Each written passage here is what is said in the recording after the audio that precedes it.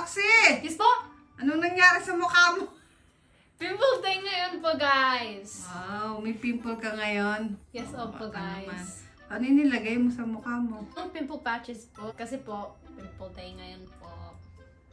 Natural Natural naman. lang ng stress sometimes po. Kasi ng social media at ng eskwelahan ko po. Sabi nga nila, ano ka, pinababayaan mo ang iyong school. Siyempre po, study po ako, guys, kasi po sobrang importante of ng mga education nyo. I take ng time out of my day po to study ng eskwelahan po, not just reels lang o kwentuhan times. Sa umaga, yun muna yung inaasikaso mo, diba? Sa Yes, umaga, opo. pagising mo.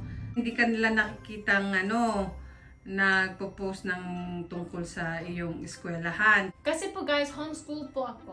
Gusto ko po ng homeschooling kasi po, guys, to spend maraming oras with ng pamilya nyo, guys.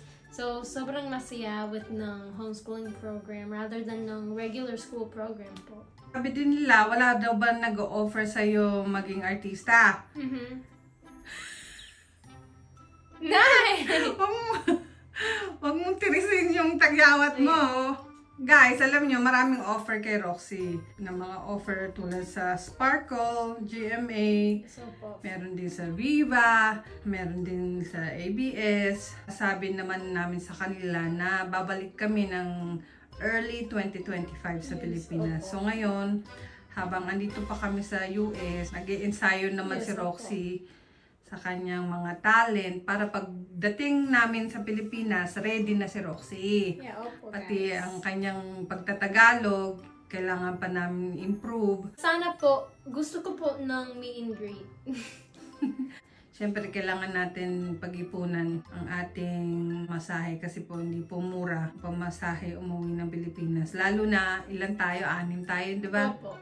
Pero po, dahil nga po, alam nyo naman kung ano yung nangyari sa account niya. So, may nagsasabi, aabutin daw ng mga 90 days bago ibalik. Maganda rin pala ang verified ka. Pwede ka makipag-usap sa taga-Meta. Pwede ka makipag-chat. Before, akala ko, ay, wala lang yan. Pinipirahan ka lang ng Facebook. Pero hindi po. Maganda rin po pala ang nagagawa ng verified. Ang sabi po nila, hintay lang, be patient daw muna at may babalik din po lahat. Maghihintay lang po kami. Kailangan po namin ng tulong nyo, guys.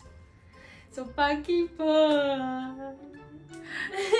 Tulungan ka Darla pag nawala pimple mo sa chin mo. Oh, there lang. Wala na. Wala na po. Paalam na tayo. Paalam po, guys.